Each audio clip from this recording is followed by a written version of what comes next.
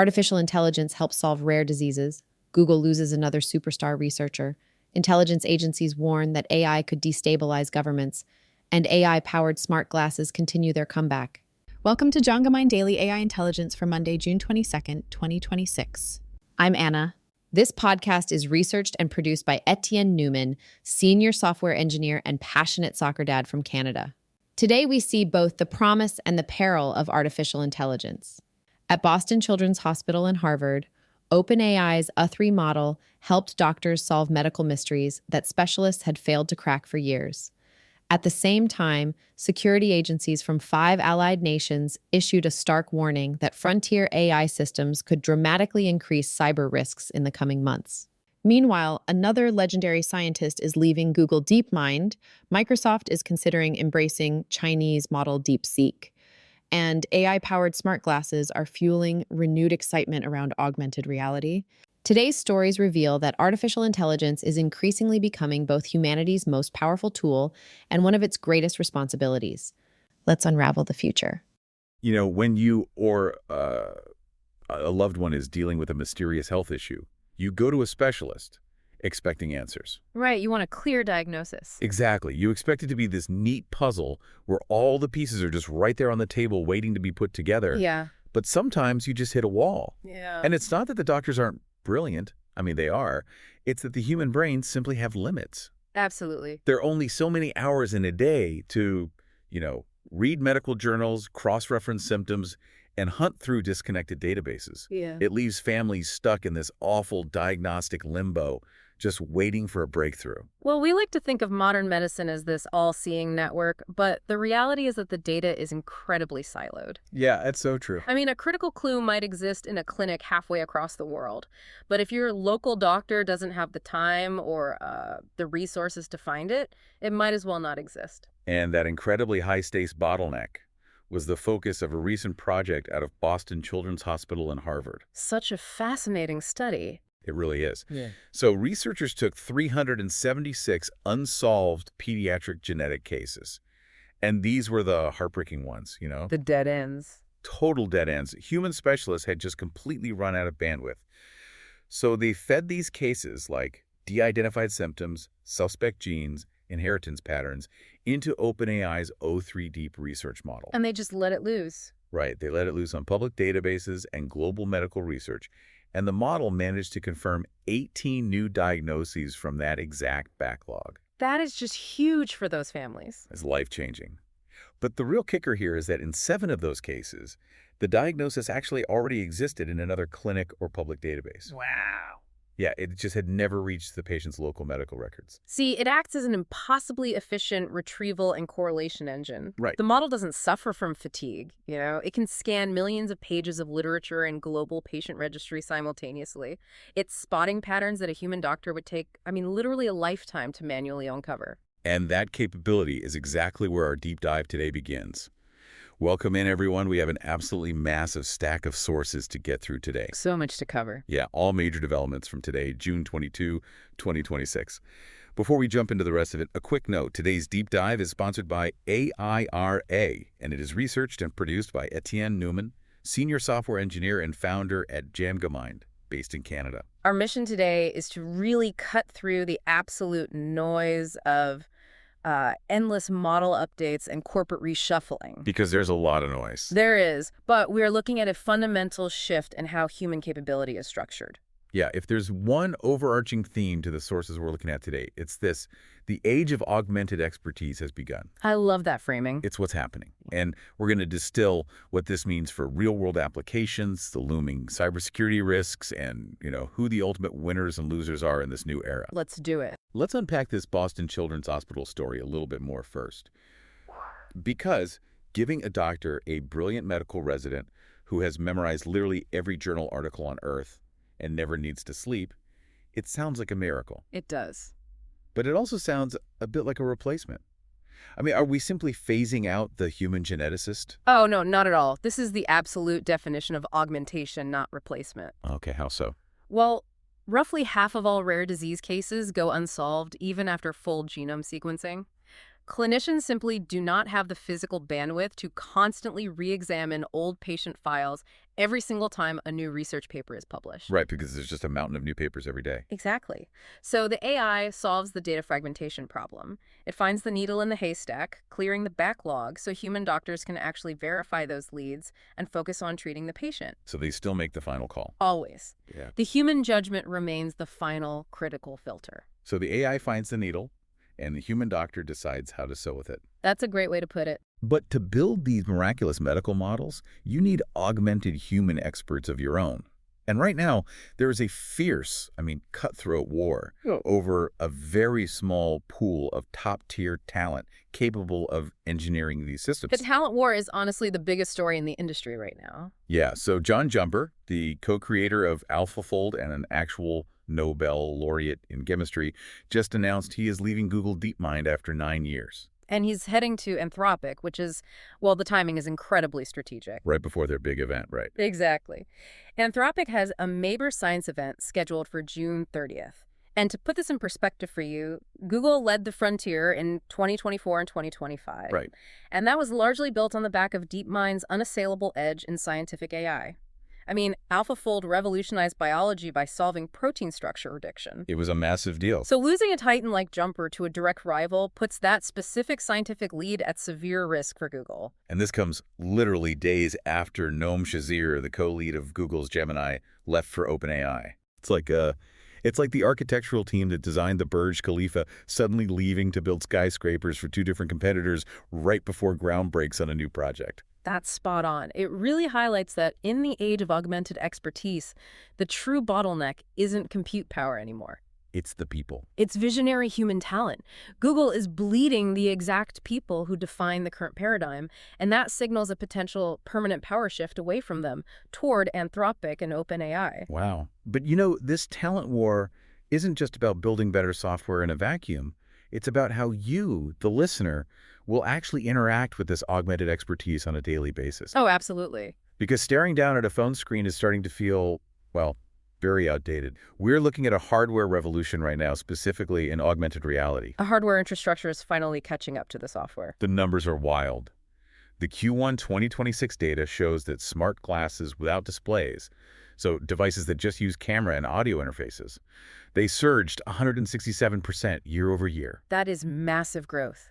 Yeah, that's 2.25 million units sold in just 3 months. Well, for years, AR had three massive hurdles, right? Utility, form factor, and price. Right, like the Apple Vision Pro. Exactly. Incredible technology. But at $3,500 and the size of ski goggles... It's a really tough sell for just walking down the street and living your life. Right. But multimodal AI seems to be the exact catalyst AR was waiting for. It completely solves the utility problem. How so? By seeing what you see. Yes. By giving the AI access to cameras and microphones, it gains spatial context.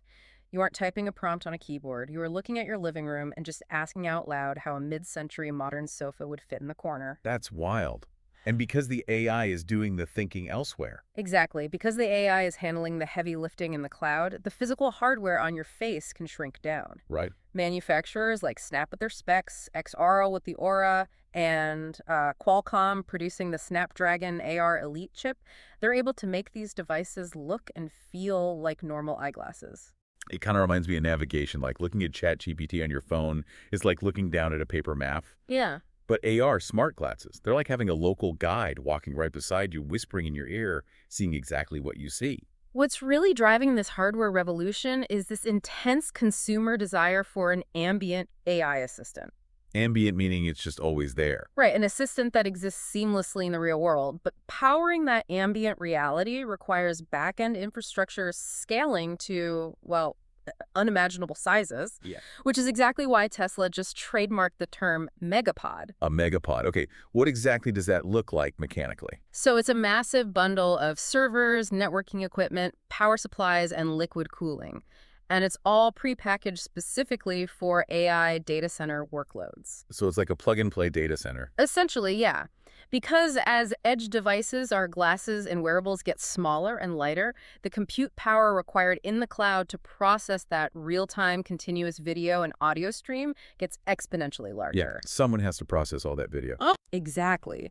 The megapod is the physical modular infrastructure needed to deploy that massive compute power rapidly anywhere in the world. the glasses shrink, the data centers grow. Precisely. And this massive scale of hardware and software is forcing traditional corporate ecosystems to evolve instantly or die. I mean, look at the media industry. The media landscape is unrecognizable right now. It really is. Getty Images just saw their stock completely skyrocket on the news of a multi-year deal with OpenAI. Yeah, their stock surged 120% on the announcement alone. That's insane. It is. The deal allows OpenAI to display licensed photos from Getty inside ChatGPT's new search features. Wait, look at Getty's history, though. Weren't they the ultimate anti-AI crusader? They definitely were. I mean, they outright banned all AI-generated art from their libraries. They famously sued Stability AI for copyright infringement. Isn't this just a massive hypocritical if you can't beat them, join them moment? It's definitely a radical pivot. I mean, now they have their own NVIDIA-powered AI tool, they're licensed to Perplexity, and now they're partnering with OpenAI. Well, hypocritical or not, it is a necessary survival tactic. Media companies have realized over the last year that taking a staunch, litigious, anti-AI stance is just a losing battle against the tide. They just get left behind. Right. And the specific mechanism of this deal is crucial. They are licensing data for display, not necessarily for training. Okay. That's a big difference. Exactly. When a user asks ChatGPT a question, the system retrieves and displays a verified Getty image as part of the answer, and Getty gets paid for that placement. So it's basically a new ad model? Pretty much. It secures a new revenue stream in a post-search engine world where traditional web traffic is just plummeting. So they aren't letting OpenAI learn how to draw watermarks or anything. They're just making sure they get a cut when the AI acts as a search engine. Yeah, it's pure business. And they aren't the only ones adjusting their strategies. Yeah. We see A24, the beloved indie movie studio, they're taking a $75 million investment from Google to build AI filmmaking tools. That surprised a lot of people. Yeah. And at the exact same time, Amazon MGM Studios just completely scrapped a nearly finished film about Sam Altman. The ecosystem alignment there is just glaring. I mean, Amazon recently poured $50 billion into OpenAI. Right. So releasing a potentially critical film about the CEO of your most significant technological partner is, well, it's no longer a viable business move. No kidding. These corporate alliances are solidifying into actual fiefdoms. You definitely do not bite the hand that feeds you $50 billion. Yeah. But, perhaps the most aggressive corporate pivot is happening over at Meta. Oh, the WhatsApp move? Yeah. They just led a $900 million funding round into an Indian fintech startup called CRED. That values the company at $4.5 billion. Huge numbers. And the underlying reason for this massive investment appears to be poaching its founder, Kunal Shah, to make him the brand new CEO of WhatsApp. Right. Shah replaces Will Cathcart, and his mandate there is highly specific. What's a Google? He is tasked with integrating AI agents, targeted advertising, and subscription models directly into WhatsApp. Which has 500 million users in India alone. But wait, why target India for this integration rather than, say, the US or Europe? Well, India is a massive mobile-first population. Over there, messaging apps already function as the center of the financial and social internet. Ah, so they're already used to doing everything in chat. Exactly. It is the perfect testing ground for consumer AI agent integration. People there are accustomed to conducting business, paying bills, and interacting with services through chat interfaces. So dropping an AI in there is seamless. Right. Deploying AI agents in that environment reduces user friction to practically zero. Wow. But, while these massive corporations are meticulously planning their agent ecosystems, the traditional media systems are still springing leaks all over the place. Yes, the data scraping issues. The Atlantic just reported that 4 different massive song datasets are currently circulating online, and they contain millions of completely unlicensed tracks. Which perfectly illustrates the ongoing chaos in the training data landscape. It's a mess. It really is. Audio models require vast amounts of spurited stems, isolated vocals, drums, bass lines, to learn how to actually generate high-quality music. And people are just scraping this without permission. Yes. These circulating datasets bypass the traditional licensing gatekeepers entirely, and the legal and financial implications for the music industry are staggering. Because the AI can just spit out new songs based on that stolen data. Exactly. Models trained on this scraped audio can generate commercially viable tracks without paying a single cent to the original artists who inadvertently provided the training foundation. It's the Wild West of data collection. And That unauthorized scraping of copyrighted audio actually transitions us into a much more severe consequence of this technological democratization. The cybersecurity risks. Yeah, we are looking at a real dark side here. This extreme capability lowers the barrier to entry for devastating global threats. It's definitely the most alarming part of today's sources. The sources today include a rare joint statement from the Five Eyes intelligence agencies. So that's the US, UK, Australia, New Zealand, and Canada. Right. They are warning that AI models powerful enough to take down governments and businesses are months away, and they are urging a whole-of-society response. The intelligence community is heavily focused right now on the capabilities of frontier models like Anthropic's new Mythos and Fable 5. What specifically are they worried those models can do? Well, the concern is that these models possess the specific reasoning capabilities required to autonomously discover and exploit zero-day vulnerabilities in critical cyber infrastructure. Autonomously, as in without a human directing them. Exactly. The threat is so credible that the U.S. government actually suspended those specific models from being used by foreign nationals operating within the country this past June. Wow. Which makes this next piece of corporate maneuvering incredibly complex. Oh, the Microsoft situation. Yeah. While the Five Eyes are warning about these frontier AI threats, Microsoft CEO Satya Nadella announced they are weighing whether to host DeepSeek. Right. And DeepSeek is an ultra-low-cost Chinese AI model. And not only is it a foreign model, but OpenAI and Anthropic have actively accused DeepSeek of copying their proprietary architecture. It's a massive controversy. So how can a major U.S. tech giant justify hosting a Chinese model accused of IP theft, right when our own intelligence agencies are screaming about frontier AI national security threats? I mean, it reveals the profound hypocrisy and tension within the current cloud compute market. What's the logic for Microsoft then? Microsoft, like all major cloud providers, is caught in a brutal price war. Their enterprise customers are suffering from soaring AI compute bills, and Nadella just needs to provide low-cost relief to maintain his market share. And DeepSeek is cheap. Very cheap. Hosting DeepSeek achieves that immediate business goal because the model operates at a fraction of the cost of Western alternatives. It's crazy. So tech giants are simultaneously lobbying governments for protectionist policies against foreign AI on national security grounds, while actively trying to host those same foreign models on their own servers to pad their bottom lines. It is a pure clash of incentives. You have global business demands for efficiency and lower operating costs colliding directly with national security directives and the protection of proprietary intellectual property. And the geopolitical fallout isn't just contained to software regulations either. It is spilling over into physical space. The hardware supply chain is heavily involved now. Yeah, China just retaliated against the U.S. Pentagon's 1260H military blacklist. For context for the listener, the 1260H list specifically targets foreign entities operating in the United States that are identified as contributors to adversarial military capabilities. Okay. So, in response to this digital and financial blockade, China restricted exports of rare earth materials to U.S. defense and tech firms. So companies like MP Materials and Teal Drones are suddenly just being cut off from the physical supply chain. It is a direct physical chokehold. I mean, you cannot build a megapod, an AI data center, or an advanced drone without advanced chips and rare earth metals. The cloud is heavily grounded in physical reality. Exactly. Which perfectly explains the intense warning from Commerce Secretary Howard Lutnick to ASML. Yeah, that was a huge development. He suggested that one of their highly advanced chip-making machines may have bypassed sanctions and actually reached China. And ASML manufactures extreme ultraviolet lithography machines. These are arguably the most complex pieces of machinery on Earth. And they're essential for AI chips, right? Completely essential. They're needed for printing the microscopic transistors on the frontier chips that power AI.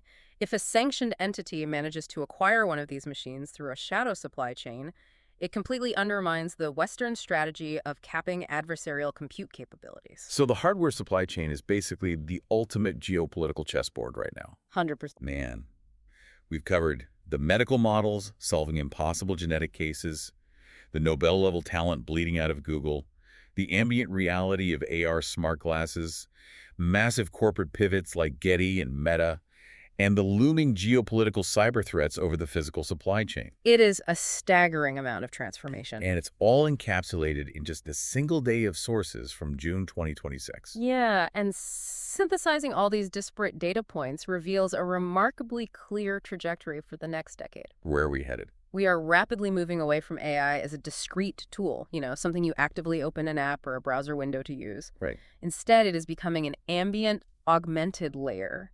It will be a constant, invisible computational layer draped over every profession, integrated into every wearable device, and deeply embedded as a core asset in every global geopolitical conflict. The infrastructure of reality itself is being upgraded. Exactly. But, before we wrap up today's deep dive, I want to leave you, the listener, with a final thought to mull over on your own. We started today talking about the brilliant medical resident in the machine, right? Perfectly diagnosing genetic diseases by finding connections human doctors missed. Yeah, an incredible capability. But if this ambient AI truly becomes the ultimate flawless expert in everything from medical diagnoses to drafting global economic policy, what happens to the value of human intuition? That's the million-dollar question. In a world saturated with perfect, augmented expertise, will our human flaws, our quirks, and our unique ability to make unpredictable, irrational leaps of logic actually become our most valuable defining feature? That is the philosophical frontier we are rapidly approaching. Something to think about as you go about your day. A huge thank you to all of you for joining us on this deep dive. Don't forget to subscribe to the DJAMGAMIND channel on Apple to stay in the loop with daily AI innovations and help support independent podcasting. Thank you so much for listening. Until next time, remember, the data is out there. You just have to know how to look. Take care, everyone. That concludes today's DJAMGAMIND Daily AI Intelligence Briefing. The biggest takeaway is simple. Artificial intelligence is becoming an amplifier, not just of productivity, but of expertise. Doctors can solve more cases. Travelers can experience the world differently. Businesses can access intelligence once reserved for specialists. Yet the same systems that augment human capabilities can also amplify risks. As AI grows more powerful, the challenge facing humanity won't simply be building smarter systems. It will be learning how to use them wisely. Thank you for listening. This podcast is researched and produced by Etienne Newman, senior software engineer and passionate soccer dad from Canada. If you enjoy these daily intelligence briefings, please follow the DJAMGAMIND Intelligence channel and share this episode with colleagues, friends, and fellow AI enthusiasts. I'm Anna. Stay informed, stay adaptable, and keep unraveling the future. And before you go, if your company is building the tools that power the workflows we talked about today, I'd love to showcase them to this audience. We don't just run ads, we build technical simulations that prove your value. Let's build something together. Visit jamgamind.com/partners to get started. Until next time, keep building.